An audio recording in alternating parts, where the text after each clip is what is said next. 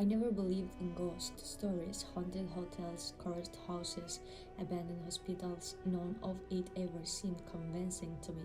Every strange sound had a logical explanation. Every blurry photograph could be blamed on poor lighting, and every so-called paranormal encounter usually fell apart under closer examination. That was my mindset until the weekend I rented an Airbnb in the mountains. It wasn't supposed to be anything extraordinary. I had been working remotely for months and desperately needed a change of scenery. I searched for cabins surrounded by forests, somewhere quiet enough to disconnect from the world for a few days. After hours of scrolling, I found the perfect place. The listening showed the beautiful wooden cabin hidden among towering pine trees. There was a stone fireplace, enormous windows overlooking the valley, and a small lake within walking distance. The rivers were almost entirely positive. Guests described it as peaceful, secluded, and perfect for writers or anyone looking to escape city life. There was only one review that stood out. It was short. Don't answer if someone knocks after midnight. I laughed when I read it. I assumed the reviewer had a strange sense of humor. Besides, hundreds of other guests gave the place 5 stars. I booked it. The drive took nearly 5 hours. Cell service disappeared about 30 minutes before I reached the property. The GPS stopped updating halfway through the forest, forcing me to follow printed directions the host had emailed me earlier. After the old bridge, take the dirt road on the left. Continue until you see the broken deer statue. The cabin is the third driveway. Sure enough, there was an old stone deer with half its head missing. That should have been my first warning. The cabin looked exactly like the picture, maybe even better. It sat alone on a hill surrounded by thick woods, no neighboring houses, no traffic, just silence. The host, Daniel, had left the key inside the lockbox.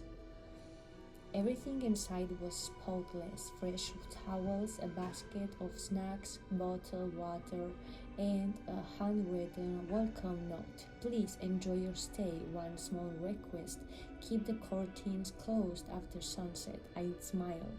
Another attempt at creating mystery, I thought. The first evening passed peacefully. I made dinner, watched a movie, and enjoyed the sound of rain tapping against the roof. Around 11:30, the electricity flickered. It lasted only a second. Old cabin, old wiring.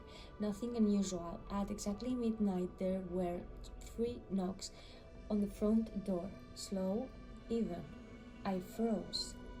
My first thought was that maybe the host had forgotten something. I walked toward the window beside the door. The curtains were already closed. Without thinking, I reached for them. Then I remembered the welcome note: keep the curtains closed after sunset. For reasons I still can't explain, I listened. Instead of looking outside, I checked my phone. No signal. The knocking came again.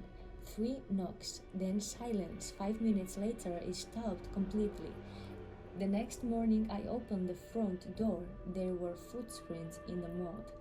Bare feet.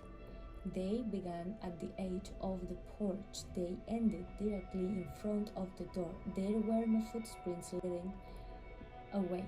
I stared at them for several minutes before convincing myself an animal had distorted the tracks somehow.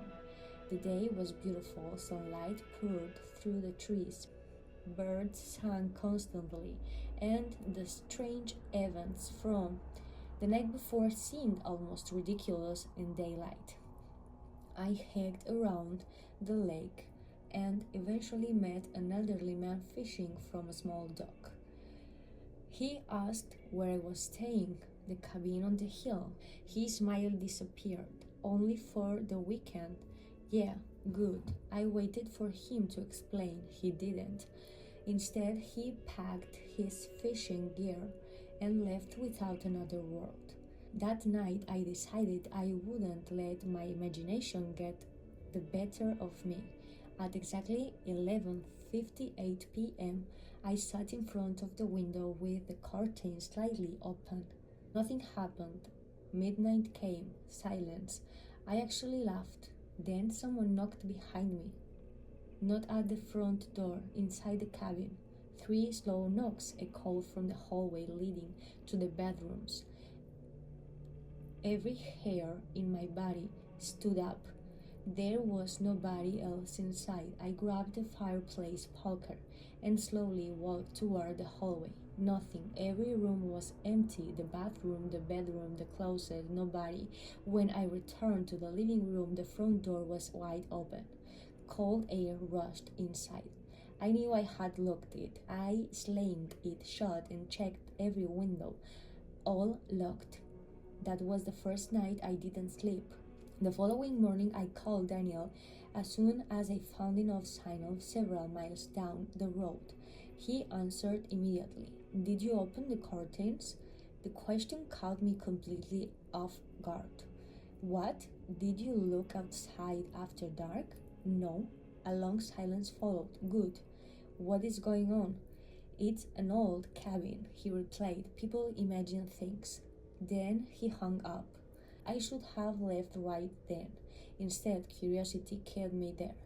That afternoon, I searched every room carefully. Behind a bookshelf in the upstairs bedroom, I found a small wooden panel that looked newer than the surrounding wall, stacked neatly in cardboard boxes. Every photo showed previous guests standing in front of the cabin. Families, couples, solo travelers smiling, happy. Then I noticed something.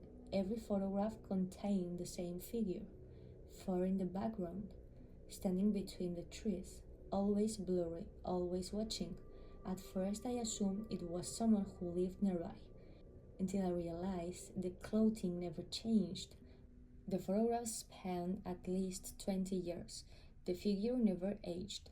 That evening I packed my bags. Enough was enough. I carried everything to my car. The engine wouldn't start. The battery had been replaced only 2 months earlier. I tried again. Nothing. When I stepped out of the car, I noticed fresh footprints circling it. Bare feet, dozens of them, none leading away. Night arrived faster than I expected. Heavy fog rolled through the forest. The trees vanished behind thick gray mist. I returned to the cabin because I had no other choice. At exactly midnight, the knocking began. Not one door, every wall. The sound moved around the cabin as though someone was walking outside, tapping the wood from every direction. Then came the whisper. It wasn't loud. It sounded like someone speaking directly beside my ear. Open the curtains. I covered my ears. The whisper continued. Looked outside. I shut every light off and sat against the wall. The whisper became dozens of voices. Some cried, some laughed, some begged. All repeated the same sentence. Look outside. I don't know how long it lasted. Eventually, everything became silent, completely silent. No wind, no insects, nothing. Silence can become terrifying when it is absolute. Against every instinct, I walked toward the window. The curtains remained closed. Something moved beneath them. A shadow, not outside, inside. I slowly lifted the curtain. There was nobody behind it, only darkness beyond the glass. Then 2 pale hands slapped against the window from the outside. I stumbled backward. The face that followed wasn't human. Its eyes were too large. Its smile stretched impossibly wide. It didn't blink. It simply stared. Then it knocked. 3 times the glass shattered inward. I ran. Not toward the front door, toward the attic. I don't know why. Instinct. The attic hatch barely closed before something heavy climbed the stairs below. Slow footsteps, not walking, dragging. Each movement sounded wet. The footsteps stopped beneath the attic hatch. 3 knocks. The wood trembled. Then silence. Hours passed. Morning sunlight eventually slipped through the attic vents. When I climbed down, the cabin looked untouched. The broken window had somehow repaired itself. The shattered glass was gone. My luggage sat exactly where I had left it. Even the coffee mug I had dropped during the night was back on the kitchen counter. It was as though nothing had happened. My car started on the first attempt. I drove away without looking back. About 20 minutes later, my phone connected to the network. Immediately, dozens of notifications appeared. Missed calls, emails, messages. The strange part wasn't the number, it was the dates. According to my phone, I hadn't been gone for 2 days. I had been missing for 11 days. My family had already reported me missing. Search teams had entered the forest. The Airbnb host claimed I had checked out after the first night. Police searched the cabin. They said it was empty. There was no sign anyone had stayed there for over a year. I showed them photographs from the listing. They couldn't find the property online. The listing no longer existed, neither did Daniel. The phone number had been disconnected. His email bounced back. His profile vanished. It was as if the cabin had erased itself. Months passed before I finally began sleeping normally again. Then, one evening, I received an email. No sender, no subject, only one attachment. It was a photograph. Someone had taken it from deep inside the forest. In the distance stood a familiar wooden cabin. On the porch was a man holding a suitcase, me. I don't remember anyone taking that picture. I zoomed in. Standing behind me, inches from my shoulder, was the smiling figure from the old photographs, watching, waiting. Its face was perfectly clear now. It wasn't smiling at the camera, it was smiling at me. At the bottom of the image was a timestamp, not from the past, from tomorrow. I deleted the email immediately. The next morning, it was back in my inbox. I changed email accounts. It followed me. I bought a new phone. The photograph appeared in the gallery before I had taken a single picture. I smashed the phone. The image showed up on my laptop, then on my television. Then, one night, while I was brushing my teeth, I looked into the bathroom mirror. For just a second, someone was standing behind me, too tall, too pale, smiling.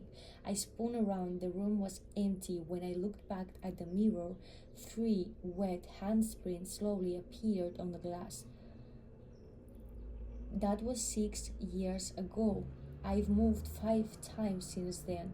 I never stay anywhere for more than a few months. Hotels, motels, friends' houses, anywhere with people, anywhere but isolated cabins.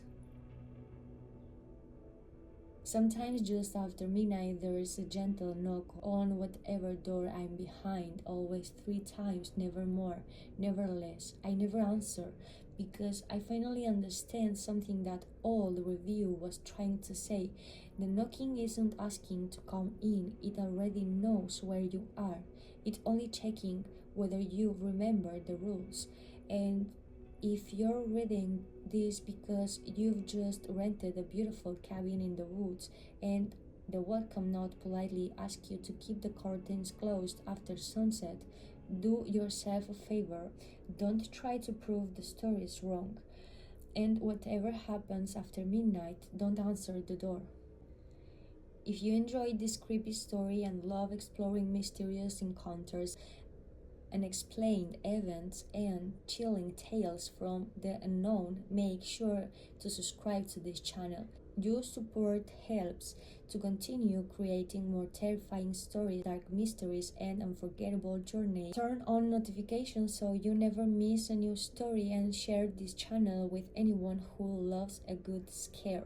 Thank you for joining us tonight. Stay curious, stay safe, and remember sometimes the scariest stories are the ones we almost believe are real.